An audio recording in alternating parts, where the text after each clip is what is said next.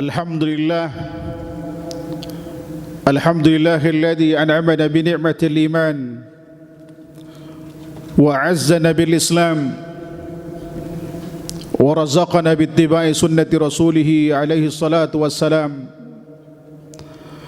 ala fahmi ashabihil kiram. Asyhadu an la ilaha illallah wahdahu la syarika lah al-'azzul akram wa asyhadu anna Muhammadan abduhu wa rasuluhu sayyidul anam. Allahumma salli wa sallim ala Muhammad wa ala alihi wa sahbihi wa sallama tasliman katsira. Amma ba'du, fa ya ibadallah, usikum wa nafsi bitaqwallah, faqad fazal muttaqun. فقال تعالى يا أيها الذين آمنوا اتقوا الله حق تقاته ولا تموتن إلا وأنتم مسلمون. وقال أيضا بعد ذكر صفات المتقين قائلا أولئك على هدى من ربهم وأولئك هم المفلحون. Hadirin sidang Jumat yang dirahmati Allah Subhanahu wa taala. Ramadan adalah bulan mulia. Walaupun tidak termasuk bulan suci, Allah berikan keistimewaan padanya agar seluruh kaum muslimin berlomba-lomba untuk meraih keistimewaannya. Allah Subhanahu wa taala janjikan ampunan dosa sebulan penuh di bulan Ramadan. Di samping itu Allah Subhanahu wa taala menjanjikan pahala berlipat ganda, bahkan tanpa batas, dari amalan-amalan yang kita lakukan di bulan Ramadan, memberikan keleluasaan kepada kita untuk beramal. Karena seluruh setan dibelenggu, seluruh pintu surga dibuka, dan seluruh pintu neraka ditutup, agar kita leluasa untuk melakukan amal di bulan Ramadan. Bahkan Allah Subhanahu wa taala menjadikan kondisi kita mustajab doa pada saat kita berpuasa, agar kita manfaatkan untuk kepentingan dunia dan akhirat, termasuk kemudian untuk minta kepada Allah Subhanahu wa taala perubahan takdir yang Allah akan turunkan dan tentuan takdir ke depan bersamaan dengan turunnya Lailatul Qadar. Itulah yang dimaksud di dalam firman Allah Subhanahu wa taala di dalam surah Ad-Dukhan ayat 4. Allah berfirman, fiha yufraqu kullu amrin hakim. Di dalamnya, yaitu di malam Lailatul Qadar, akan ditentukan atau dirincikan perkara yang penuh dengan hikmah. Artinya kata sebagian ulama tafsir bahwa rincian takdir seluruh makhluk Subhanahu wa taala, termasuk kita dalam setahun ke depan, diberikan bersamaan dengan turunnya Lailatul Qadar. Karenanya kita minta kepada Allah Subhanahu wa taala di saat mustajab doa perubahan takdir kita. Kalau selama ini kecenderungan maksiat, minta untuk taat.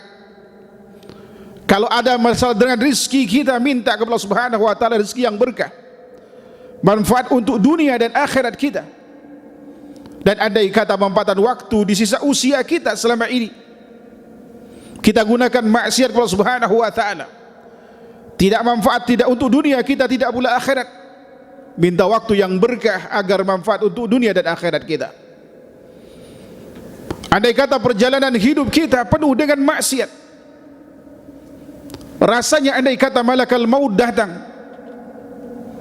lebih dekat ke lubang api neraka di samping taman surga, maka minta kepada Allah Subhanahu wa taala untuk husnul khatimah. Di samping itu Allah Subhanahu wa taala setiap hari, bahkan setiap malam,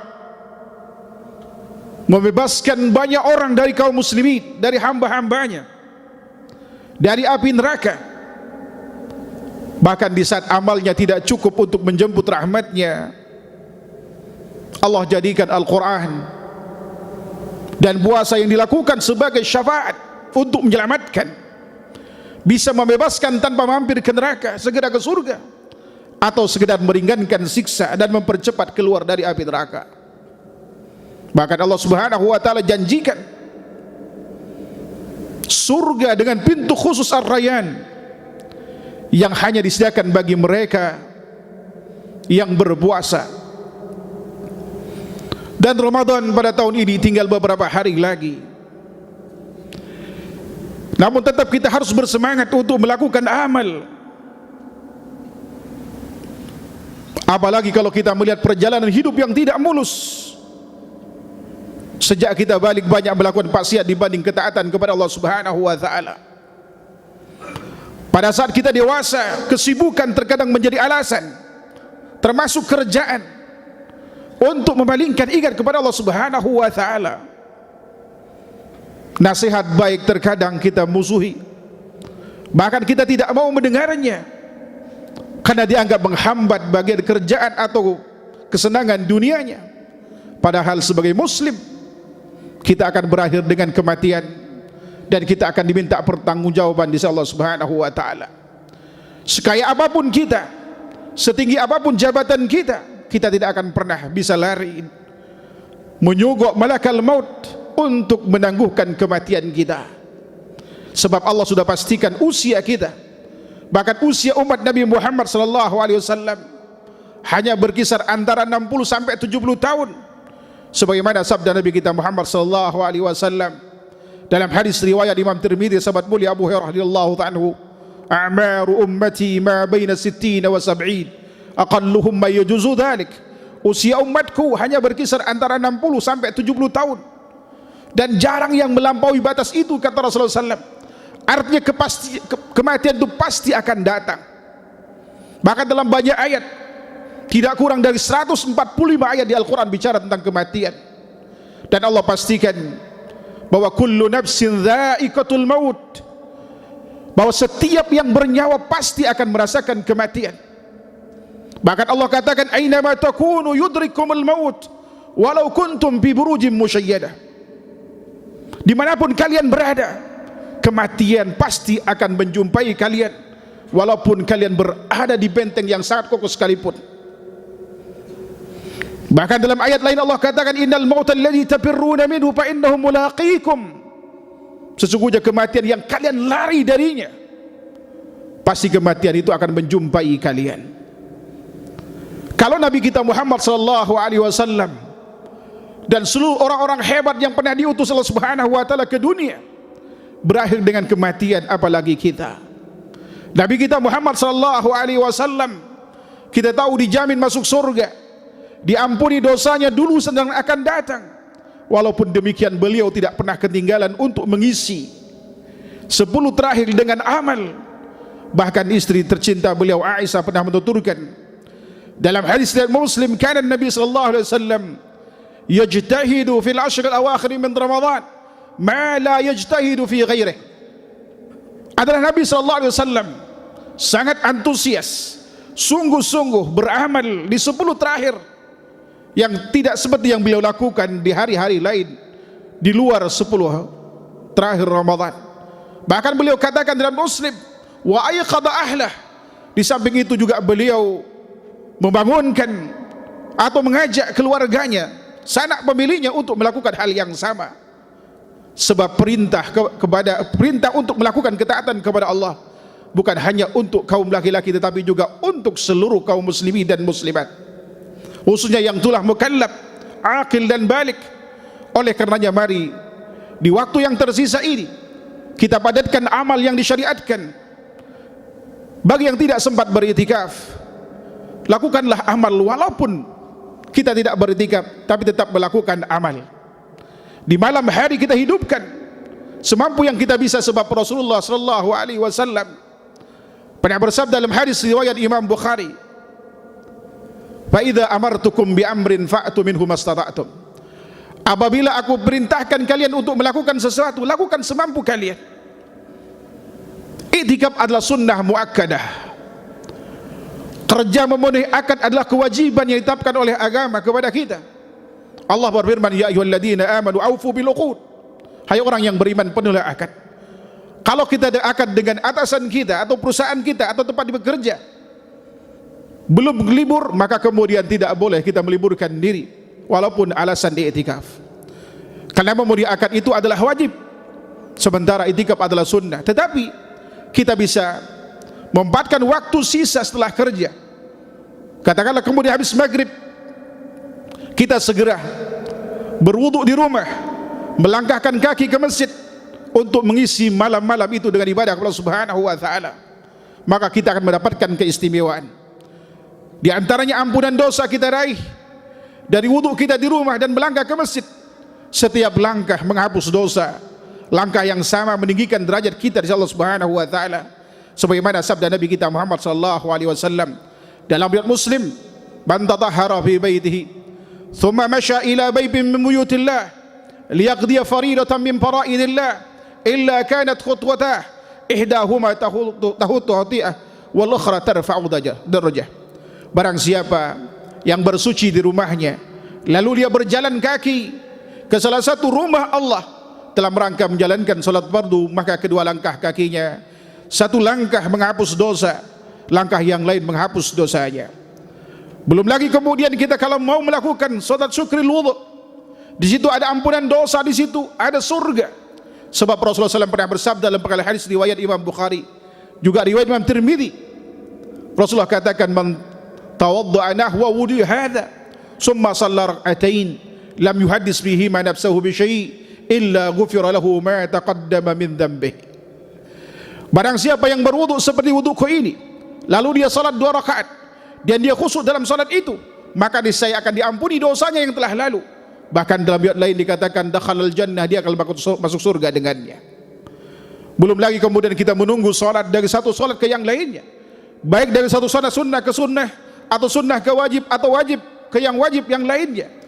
Di saat kita tinggal di dalam masjid, saat itu malaikat yang turun tangan minta kepada Allah Subhanahu wa taala, Allahumma ufir lahu warhamhu, ya Allah ampuni dosa orang ini dan berikanlah rahmat kepadanya.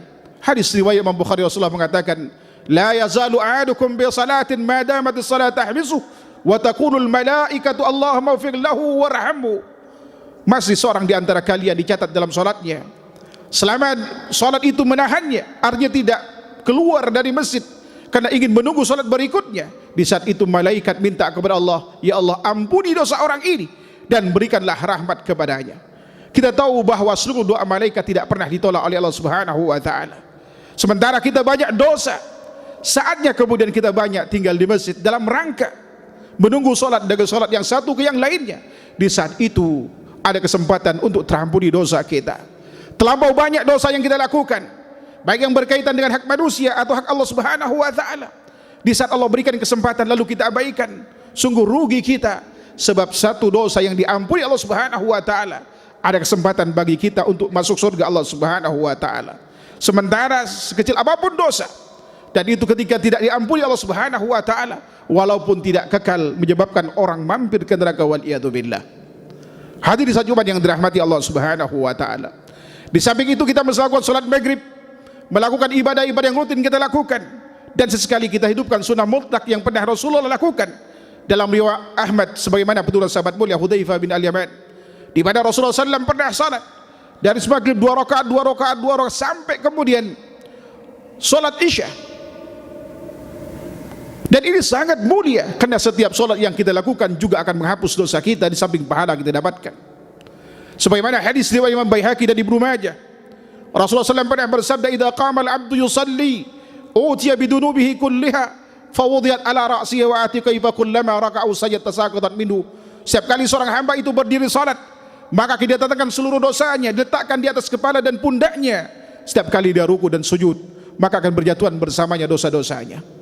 Lanjutkan kemudian ke salat Isya, kemudian salat sunnah yang menyertainya, di mana salat rawatib yang kita lakukan, kita akan mendapatkan keistimewaan rumah di surga. Sebagaimana hadis yang diriwayatkan oleh Imam Muslim dari Ummu Habibah, beliau pernah menuturkan, sami'tu Nabi sallallahu alaihi wasallam yaqul, aku pernah mendengar Rasulullah bersabda, man shalla isnatai asyara rak'ah fi kulli yawmin wa lailah tatawwu'an ghaira faridatin illa banallahu lahu baitan bil jannah. Barang siapa yang salat 12 rakaat sehari semalam secara sukarela, tidak fardu, melainkan Allah Subhanahu wa taala akan membangunkan baginya rumah di surga. Salat yang dimaksud 4 rakaat sebelum duhur, 2 setelah duhur, 2 setelah maghrib, 2 setelah isya, dan 2 sebelum subuh. Sebagaimana hadis dari Imam Abu Dawud, Tirmidzi, Ibnu Majah, sahabat mulia Aisyah radhiyallahu anha, beliau berkata Rasulullah pernah bersabda, man thabara ala 12 rak'ah fi kulli yawmin wa lailah dakhala al-jannah 4 raka'atin qabla adh-dhuhr wa rak'ataini ba'daha wa rak'ataini ba'da al-maghrib wa rak'ataini ba'da al-isya wa rak'ataini qabla al-fajr, atau kama qala alaihi salatu wassalam. Barang siapa yang menjaga, merutinkan 12 rakaat setiap hari dan malam, maka dia bakal masuk surga. 4 rakaat sebelum duhur, 2 sesudahnya, 2 setelah maghrib, 2 setelah isya, 2 kemudian setelah sebelum subuh. Bahkan kita bisa hidupkan salah satu sunnah Rasulullah SAW yang nyaris terlupakan, yang pahalanya sama dengan yang dilakukan pada malam Lailatul Qadar, walaupun pada malam itu bukan Lailatul Qadar, yaitu 4 rakaat setelah isya. Sahabat mulia Abdullah bin Mas'ud, Aisyah radhiyallahu anha, Abdullah bin Amr bin As, kemudian Ka'ab bin Mati, dalam riwayat Imam Tabrani, beliau pernah menuturkan, sahabat mulia Abdullah bin Mas'ud mengatakan, man shalla 4 raka'atin ba'da al-isya la yafsil bainahunna bitaslim kunna bimithlihinna ta'dilu min lailatul qadar. Barang siapa yang salat 4 rakaat setelah isya, tidak dijeda dengan salam 4 rakaat sekaligus maknanya, maka salat ini pahalanya setara dengan yang dilakukan pada malam Lailatul Qadar. Dan Rasulullah sallallahu alaihi wasallam pernah melakukan dalam riwayat Imam Bukhari, kata sahabat mulia Abdullah bin Abbas, ketika beliau bermalam di rumah Maimunah, setelah salat isya Rasulullah SAW melakukan salat 4 rakaat ini. Karenanya mari kita hidupkan sunnah yang nyaris terlupakan. Paling tidak sekali 2 kali kita lakukan di penghujung Ramadan atau setelah Ramadan, kita akan mendapatkan keistimewaannya.